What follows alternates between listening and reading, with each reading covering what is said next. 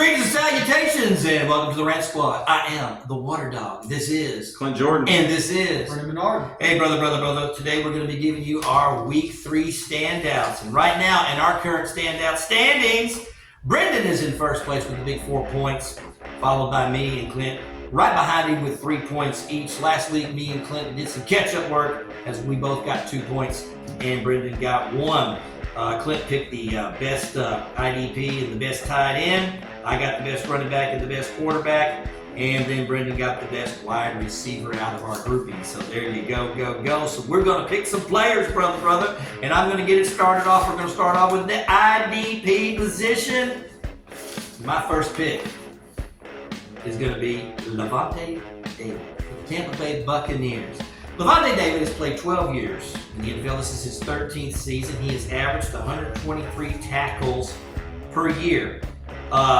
And right now, I just think that this being a home game, this being against the Denver Broncos and a rookie quarterback, this could be something that Lavonte David, the veteran linebacker for the Bucs, could have a feast on. So that's why I am taking Lavonte David. You guys know. I've got a linebacker myself. So when I look at these IDPs, I really like to look for linebackers that are playing against teams that really like to run the ball. You have that opportunity to get a lot of tackles at the line of scrimmage, make the tackles, make the stuffs. I really like TJ Edwards. He's playing the Indianapolis Colts this week. 2 weeks in a row, the Colts have ran the ball. We had 1 week Anthony Richardson looked pretty good, and this past week he kind of looked like a rookie, which, it was only like his 5th start in the NFL, so makes sense. Don't know which one we're going to get this week, but I really like TJ Edwards. I think he's going to be flying around the field. He's had 2 really nice weeks, the first 2, and I could easily see this man racking up 10, 11, 12 tackles, hitting Jonathan Taylor, and maybe going after a sack or 2 against Anthony Richardson, and maybe even a pick. He did throw 3 of them this week. So. Yeah. Brendan, who you got? So I'm torn between 2 players, I think, on this IDP pick. They play for the same team. It's just hard to pick a defensive lineman. So I'm going to go with Fred Warner. I had Bosa. I think it's hard. And the reason I was going to go with Bosa is because of the line problem that the Rams have. But I thought maybe Bosa could really just get in there. I think it's just hard to pick a defensive lineman. Linebackers have much more of an advantage. Aiden Hutchinson and Max Crosby, they had great games. If it wasn't for Fred Warner's great game this past week, they probably, they were scoring like 20 points in both of those guys. So. But I think, I'm going to go with Fred Warner for my pick, but I think they're going to have a good game against that Rams offensive line. All righty, there we go. We're moving on to the tight end position. And for me, we talked about this being possibly a really high-scoring game. And so I'm looking at Arizona. I'm looking at Trey McBride, brother. Going to be home against Detroit. We're probably looking to see a lot of passing in this game between both teams. And so I think it's going to be a tight end fest. I think you can go with Trey McBride. I think you can go with Sam Laporta, because maybe we might have a Sam Laporta sighting at this particular point. But Trey McBride had a great week last week. I think that their engine is just running, so I'm going to go with him. Absolutely, I like the pick. Personally, for my fantasy team, I really like the pick. I almost went back to that well too, but like I said, as I kind of look, there's like this gut feeling that I think we've seen 2 really high offensive outputs from Arizona, and then we've seen some offensive scoring struggles from Detroit. I think this could be a surprisingly low game. I think, Kelly, you're going to like this pick. And so I really started boiling down the stats, and I started looking, and I was like, man, who is the tight end matchup? It feels like this year. I think Kansas City is going to give up points, and I think we're going to have a Kyle Pitts sighting for the first time in years. And here's my reasoning. I looked at what does Spags do? What has he done the first 2 weeks? Week 1, he shut down Mark Andrews. The number 2 option, Isaiah Likely, went through the roof. Week 2, he shuts down Jamar Chase. Mike Gesicki had a field day. Had opportunity to score a lot more. Week 3, you shut down Bijan, you shut down Drake London, Kyle Pitts. I don't know why I call it a gut feeling. I was looking, there was another tight end I really liked, but I got a gut feeling this week. I think maybe all season long. You know, Kansas City might be one of them teams where Spags focus so much on the number one target that tight end has a real good opportunity to get after points. And I think Kyle Pitts, we're gonna have a sighting this week. I'm calling it 5 for 60 and a touchdown. Woo! Let me write this down. 5 for 60 and a TD. Yep. All right, Brendan. Tight end position, Brock Bowers. Against Carolina. That was my initial. I think Bowers is coming into his own, and we can just finally just see this guy, he's really good. And I think he's going to crack that top 5. I think if he keeps with this pace and that Raiders offense, Brock Bowers will be the number 1 tight end. So I was on that, and he was my number two option there. My only worry is I know Carolina's going to bring in Andy Dalton. That should open up the offense a little bit more. But I think the Raiders are really looking to establish some run game. They haven't really done it in the first 2 weeks, and I think this could be a game if they score fast against Carolina and are able to play some good defense with Max Crosby and Wilkins. I think this could be a game where we don't see them have to pass as much in the second half, so that's why I decided to go away from Bowers, but I think it's still a great option. My biggest thing with Bowers is if they, once again, to me as a defensive-minded person, I want to take the best player out. That's what Belichick was great at for all those years. If they take Adams out, who they got? Bowers. And so I think that is where he's going to eat up so much yardage, and it's not going to be 60 yards. It's going to be 10 yards here, 5 yards here, 10 yards here, 7 Great yards. pick. And that's what it's going to be. I like all these tight ends. Okay. All right, let's do it, man. We're going to now move to the running back position. And for me, for the running back position, I'm looking at a team that's going to probably run the football a little bit more. And I'm looking at the San Francisco 49ers. And I'm thinking, with Debo out, Brock Purdy not really, trusting, I think, Brandon Ayuk, at this particular point for whatever reason. There just seems to be a thing there. And so I think that this is a game that Mason can blow up. We're looking at a Rams team that's 0-2, and I picked the Rams to win their division. But I hate to say it, I think they're going to be 0-3. The injuries, you can't account for injuries. The only offensive lineman that's not injured at this point is the center, I believe. They've lost their top wide receiver. And that's why I was so close to taking Bosa at defensive line, because that point exactly. But yeah. All right, Clint, who do you got? Well, I said I think we're going to see a little more running of the ball in this particular game. I think it could be a little bit lower scoring. But we've started to see Detroit, they're starting to give the reins to their 12th overall pick from last year. And I think this is going to be a Gibbs game. I love Jameer Gibbs. Oh, did you get him? Man, are we there, Brendan? I love it. I'll give an argument of why, but I'll pick someone else. Oh, good. No,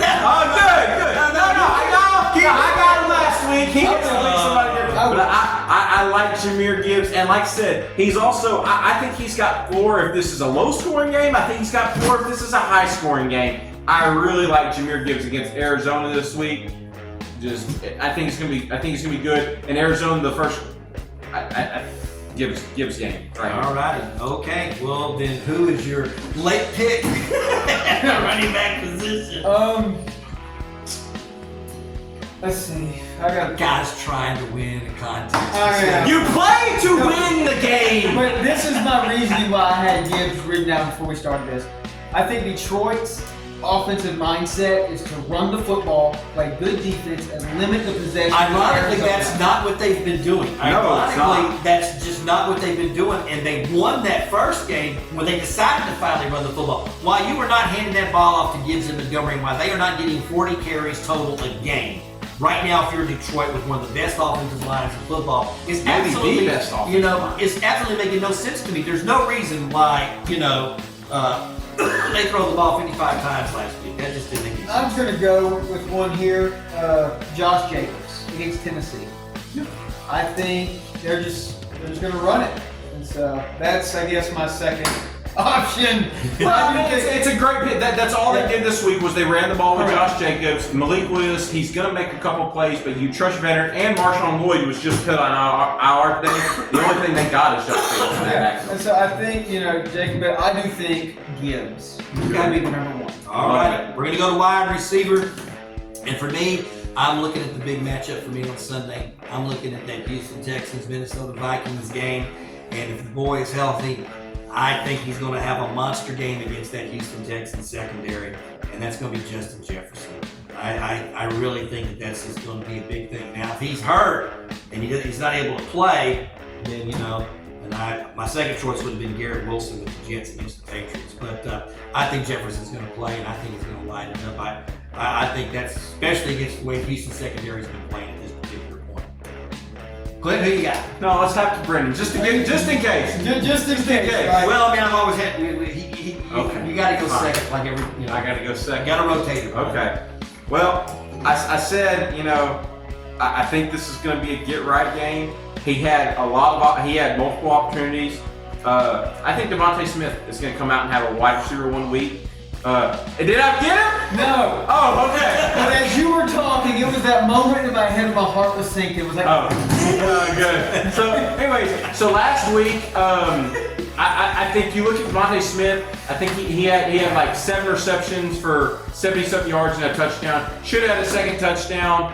He didn't secure the ball before the defender broke it up. But last week, all week, he wasn't practicing as the number 1. I think A.J. Brown is confirmed already out. I think they're going to focus in. They're going to, one thing that really hurt this past week, Philly, was they had 3 RPOs where Hurts, he decided to keep it to throw, but he waited, he delayed his throw a little bit, and they had 3 offensive linemen downfield calls. I think you could see some quick screens getting to Devontae Smith. I don't know why we're throwing quick screens to some white boy named 81 when you got guys like Devontae Smith and Jahan Dotson first-round talents. But I do. I think Devontae Smith is going to have a good week this week. I think that New Orleans game could be a shootout back and forth, and I like my Devontae Smith. All right. Brendan?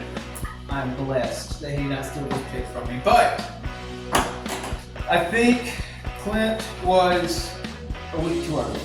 With his pick previous week, I like Jefferson.